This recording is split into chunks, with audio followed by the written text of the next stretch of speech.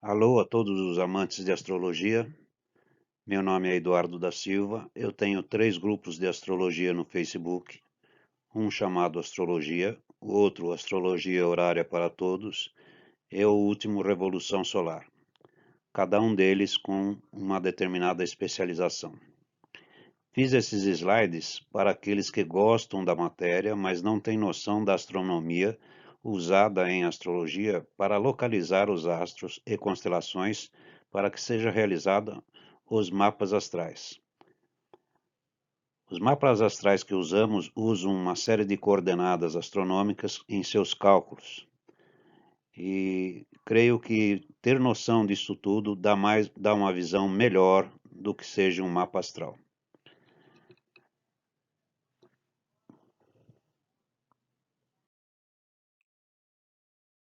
Saber se orientar é básico e nós nos orientamos geograficamente pelos pontos cardeais, que são o norte, o sul, o leste e o oeste. Se você não tem instrumentos para tal, poderá assim mesmo se localizar sabendo onde o sol nasce. Localizando onde o sol nasce, você olhará para ele e você terá à sua frente o leste. A sua mão esquerda marcará o norte, a sua direita o sul e às suas costas você terá o oeste. Quando você, no entanto, quer se localizar num mapa mundi, você precisará de 2 coordenadas para se localizar, que são a longitude, medida do meridiano de Greenwich, a partir da esquerda ou da direita, ou para o leste ou para o oeste, sendo que para leste você somará as horas e para o oeste você diminuirá as horas, e depois disso você precisará também de outra coordenada chamada latitude. A latitude são círculos que partem do Equador em direção a um dos polos, medidos em graus. Você, se for para o Polo Sul, medirá até 90 graus, se for para o Polo Norte, medirá até 90 graus também, com a colocação de norte ou sul para determinar que latitude estará usando. O cruzamento da longitude com a linha de latitude dará a posição exata que você estiver no mapa.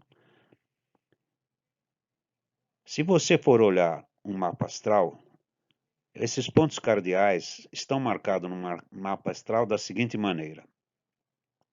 No leste, onde seria o nascimento do Sol, você tem sempre o ascendente. A oeste, a casa 7. No sul, você terá sempre o meio do céu e no fundo do céu você terá o norte. Marcará também os signos na sua triplicidade. Os de fogo sempre marcarão o leste, os de água sempre marcarão o norte, os de ar marcarão sempre o oeste e o de terra marcará sempre o sul. Com isso, você terá toda a localização que precisa para se localizar no planeta e localizar as coisas num mapa astral.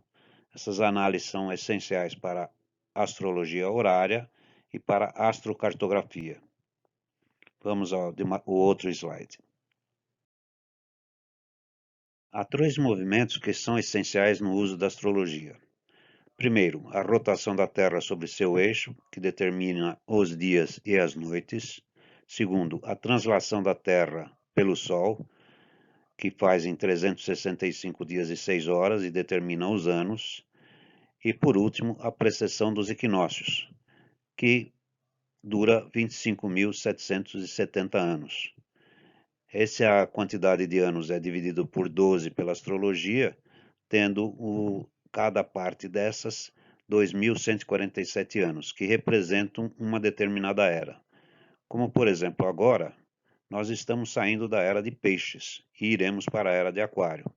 Esse intervalo que ainda falta para sair da era de Peixes para a era de Aquário, astronomicamente falando, levará 300 anos mais ou menos. No caso dos astrólogos que consideram que o nascimento de Jesus Cristo determina a era de Peixes, então daqui 150 anos estaremos na era de Aquário.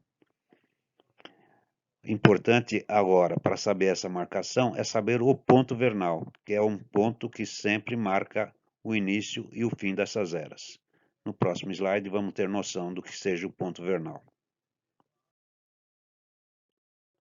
Esse slide é só para reforçar a visão do movimento da Terra e a modificação do ponto de precessão, que é o ponto vernal, que ainda nós vamos ver no próximo slide. Eu disse que seria nesse, mas é no próximo slide que nós vamos notar o que seria o ponto de precessão. Vamos lá. O ponto vernal, ou chamado ponto gama também, ou ponto zero de Ares, é um ponto que marca esse movimento de precessão falado anteriormente. Esse ponto é um ponto de intersecção entre a eclíptica, que é o movimento aparente do Sol, com o equador celeste. Nesse ponto que essas duas linhas se cruzam, nós temos dois pontos chamados equinócios, tanto o equinócio da primavera, que dá-se a 20 de março, e o equinócio do outono, que se dará a 23 de setembro. E essa marcação foi feita para o hemisfério norte, porque aqui as estações são invertidas. Esse é um ponto muito importante, porque é deste ponto que começam a contar as constelações para a astrologia ocidental. Ok? Vamos assim para o próximo slide.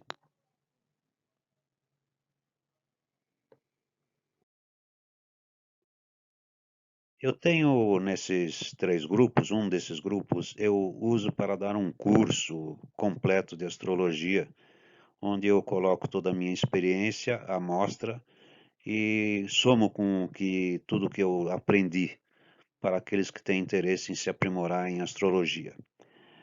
Isso seria uma primeira página da aula 1, do módulo 1, em que eu falo dos signos. O tipo de astrologia que eu uso é a astrologia ocidental, que foi desenvolvida no hemisfério norte.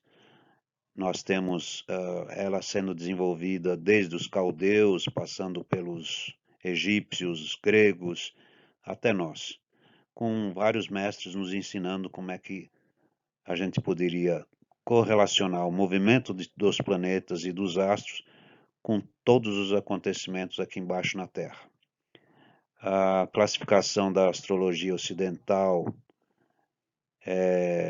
tem uma forte correlação com as estações do ano, coisa que é criticada pelos fanáticos da astrologia indiana, da astrologia védica, e eles dizem que a astrologia não é estações do ano. Ocorre que mal eles sabem o que estão falando. A astrologia não é estação de ano e é também, porque a astrologia é uma integração do universo e de toda a natureza com o ser humano. Todo mundo sabe que o humor muda na primavera, verão e outono e inverno. Cada estação dessa a gente tem um humor diferente, a gente tem uma sensação física diferente, plantas são diferentes, frutas são diferentes, animais são diferentes, ok?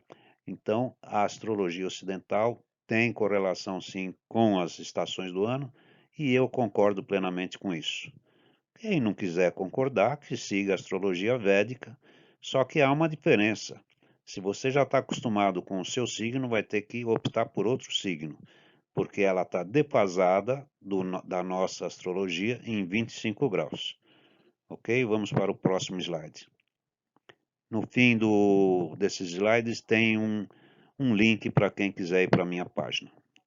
Vamos lá. Nesse slide aqui, vocês podem ver três tipos de mapas. Como nós citamos antes, tem a astrologia védica, mas existe um mapa dos céus que indica exatamente como estão as constelações. Os Vedas não usam, porque se fossem usar, eles teriam que dividir o signo de Escorpião, como vocês estão vendo aí, que é o primeiro círculo, teriam que dividir o signo de Escorpião em dois signos, o Fiúcus e o Escorpião, sendo que Escorpião pega apenas 6 graus desse círculo, o que daria pouquíssimos dias para quem fosse nato mesmo de Escorpião. Aí, o restante desses dias, antes de chegar em Sagitário, você seria Ophiucus e não Escorpiano. E podem reparar que cada signo tem uma certa dimensão, porque cada constelação no céu tem uma dimensão. O círculo intermediário, que está no meio dos 3 círculos, é o que os Vedas usam, que é o tipo de círculo sideral, que também não é certinho, como disse anteriormente. E dentro dos círculos, nós usamos para fazer os nossos mapas, o mapa ocidental, a astrologia tropical, ok? Só para vocês terem uma visão da diferença que existe de um círculo para outro. O círculo tropical, que é a nossa astrologia, o círculo sideral, que é utilizado pelos Vedas, e o círculo astronômico, que é a posição exata das constelações nos céus. Vamos para outro slide. Então, você viu como nós nos localizamos no mapa, né, no mapa mundi. Como, por exemplo, eu me localizo aqui em São Paulo, como alguém se localiza em Paris, outro se localiza na Itália, etc. Agora, para você localizar a estrela, você precisa de 2 coordenadas diferentes, que são coordenadas que são visualizadas na abóbada celeste. Essas coordenadas, elas são uma expansão das coordenadas que existem na Terra. Nós vamos utilizar 2 coordenadas, a primeira chamada declinação, que é o ângulo medido sobre o meridiano do astro, perpendicular ao Equador, com origem no Equador e extremidade no astro. A declinação ela vai variar de menos 90 graus para mais 90 graus, dependendo da direção de que polo ela vá. A outra coordenada que você vai utilizar para a localização é a chamada ascensão reta, ou simplesmente AR. Às vezes você vê a descrição de uma estrela e está escrito lá a posição AR da estrela. É essa medida. Ela inicia no ponto gama e vai até o meridiano da estrela. E daí ela vai até a estrela. Se você seguir reto, se você continuar seguindo esse meridiano, você vai bater num dos polos. Ok? Isto, com essas 2 coordenadas, que são medidas em graus, você localiza o lugar de uma estrela nos céus. Bom, como no slide passado foi dado 2 coordenadas para você tentar localizar uma estrela, tem 3 estrelas aí com as coordenadas, né? Para que você tente fazer uma brincadeira, tenta localizar essas estrelas. A Delta Orionis, que ela tem um AR de 5 horas e 32 minutos e declina ao sul 17 minutos e 57 segundos. A Alfa do Cão Maior, ou a Canis Major, a R dela é 6 horas e 45 minutos, sua declinação 16 graus e 43 minutos. E Antares, muito conhecida e muito usada pela astrologia ocidental, indicativa de problemas nos olhos, tem um R de 16 horas e 26 minutos e uma declinação de 26 graus e 25 minutos. Tente localizar, anotem, futuramente vocês podem relatar como experiência. Vamos ao outro slide. Então, pessoal, esse slide aqui é em desenho, um resuminho de tudo que nós falamos. Você vai encontrar nessa figura no centro aqui um desenho de um mapa fictício com todos os signos. Você vai encontrar a medição da RA no círculo pontilhado. No caso aí está sendo medida em horas, poderia ser medida em graus também, mas tem anotação em graus e em horas. Os pontos cardeais, norte, sul, leste e oeste, o ponto vernal, que é aquele ponto amarelinho ali, e uma indicação de primavera no hemisfério norte e outono no hemisfério sul, por serem invertidos as estações, ok? Vamos ao outro slide, então. Pessoal, vocês já têm uma noção de como se localizar, como localizar uma estrela. Agora, existe um ponto que tem que ser observado. A gente mora num planeta que é uma esfera. E depois que você localiza a estrela, você tem que localizar a si próprios em relação a essa estrela para saber para onde você vai olhar. Talvez quando vocês localizarem aquelas estrelas, vocês não vão saber exatamente porque não se localizaram. Para isso, vocês têm que considerar 2 coisas. Uma linha imaginária que vai passar pela sua cabeça e vai lá para a abóbada celeste, nós damos o nome de zênite, e uma e essa mesma linha descendo pelos seus pés vai até o fundo da abóbada celeste, chama-se ponto do nadir. Você olhando para frente, você vai ter o horizonte astronômico, que dá uma volta de 360 graus. E se você inclinar os olhos a 23 graus desse horizonte, você vai ter o verdadeiro horizonte. Vamos ver no slide que vem como é que a gente faz esse cálculo. Então, como eu disse, se você está no planeta, se você olhar bem essa figura, você vai ver uma bolinha azul lá no centro de um círculo maior. O círculo maior é a abóbada celeste. Aquela bolinha azul lá no centro dela é o nosso planeta, o planeta Terra, lá onde você está. Aquele Z ali exatamente estaria passando pela sua cabeça. Para você chegar nesse zênite, você tem de novo duas coordenadas. Uma que se chama azimuth, que é o ângulo medido sobre o horizonte no sentido horário, norte, leste, sul, oeste, com origem no norte, ponto zero dele é no norte, norte geográfico, e a extremidade vai bater exatamente no círculo vertical do astro. O azimuth vai variar de 0 graus a 360 graus. O outro ponto que você vai observar é a altura H. É o ângulo medido sobre o círculo vertical do plano do horizonte, com origem no horizonte, aliás, falei um pouco errado aqui. Você vai pegar como ponto zero o ponto que você marcou no meridiano e na extremidade que encontra com a linha do horizonte e vai, aí no caso da figura, você vai subir até a estrelinha lá. Essa é a altura, que também é medido em menos 90 graus e mais 90 graus. O complemento dessa altura até o zênite vai se chamar distância zenital. A distância zenital é o ângulo medido sobre o círculo vertical do astro, com origem no zênite, a extremidade no astro. A distância zenital varia de 0 a 180 graus. Você pode notar que essas coordenadas já são diferentes das outras, porque vai dependendo de onde você estiver. Conforme você estiver em algum lugar sobre a Terra, o seu zênite será diferente. Ok? Dê uma boa olhada nesse esqueminha, que é um esqueminha que estamos quase chegando no ponto completo de se levantar um mapa. E vamos lá para outro slide. Bom, você está quase um astrônomo. Para isso só faltam mais uns 4 anos de matemática para você virar um astrônomo. Olhando para essa figura aí, tudo que nós falamos está nela. O zênite, a eclíptica, o equador. A única coisa diferente que você vai ver aí é uma marcação HS e H. O HS é a chamada hora sideral, que é aquela marcação do ponto gama ao ponto onde você se encontrar, ou onde o Sol estiver passando. Isso vai indicar o signo solar num cálculo.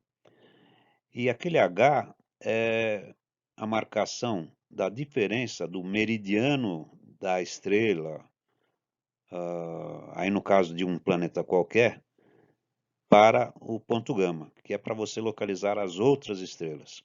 E o zênite é onde você está, certo? Esse é tudo mais ou menos que nós já vimos até agora. Vamos lá para outro slide, então. Se tem uma coisa que é polêmica na história, é o dia exato em que Nosso Senhor Jesus Cristo nasceu. Existem pelo menos 3 ou 4 datas calculadas por vários espertos em teologia. Não sei como é que eles fazem esses cálculos. Ocorre o seguinte, que eu tenho um cálculo que apareceu na Super Abril, que um cardeal calculou que talvez Jesus Cristo tivesse nascido no ano 6 antes do que é marcado no calendário juliano, que seria o ano 1. Então seria menos 6 anos antes de Cristo, né? Bom, eu fiz uma pesquisa e descobri que exatamente nesse ano nós tivemos uma conjunção entre Júpiter e Saturno. Essa conjunção, ela aparentemente, para quem estiver na Terra, pode representar uma grande estrela. E como tem a citação da estrela de Belém, eu fui pesquisar uma efeméride dessa data e achei essa conjunção em 20 graus de Peixes, no dia 29 de maio do ano 6 a.C. Vocês vão ver a efeméride que eu achei, que eu usei. Se vocês não sabem ou nunca viram uma efeméride, no próximo slide tem. E eu simplesmente usei esse fato como um exemplo. Ok? Vamos lá para a efeméride então. Bom, isso aqui é uma folha de efeméride. Foi tirada do Astrodientis, da Swiss Ephemeris. Está marcando exatamente o ano 7 a.C., por falta do ano 0, mas na realidade é o ano 6 a.C. Foi tirar essa efeméride, foi tirada pelos astrônomos pelo tempo universal, o T, que é um tempo que não usa o observatório de Greenwich, mas, se não me engano, as Ilhas dos Açores, lá em Portugal. É uma convenção astronômica para dar início a isso. Essa efemérides, e toda efeméride que você pegar vai ter o mês, aí no caso é maio, o dia, cada dia do mês, o sideral time, ou a hora sideral, que é a segunda coluna. Depois da segunda coluna, da esquerda para a direita, você tem a posição do Sol em cada dia, a posição da Lua em cada dia, Mercúrio, Vênus, Marte, Júpiter, Saturno, Urano, Netuno, Plutão. O nó do norte, o nó do sul. Aliás, aqui não está o nó do sul, não. Aqui tem dois nodos, o nó do norte, acho que médio, e o verdadeiro. A marcação de Lilith e Quiron. A hora sideral está marcado embaixo. O dia de exemplo está 29/5, no sexto ano antes de Cristo. A hora sideral desse dia, 16 horas e 15 minutos e 46 segundos. E a marcação de 20 graus e 51, 20 graus e 54 é a conjunção Júpiter e Saturno no signo de Peixes. Ok? Isso para vocês terem, quem nunca viu uma efeméride, tem noção e sabe agora, de agora em diante, quando pegar na mão, que tem que olhar.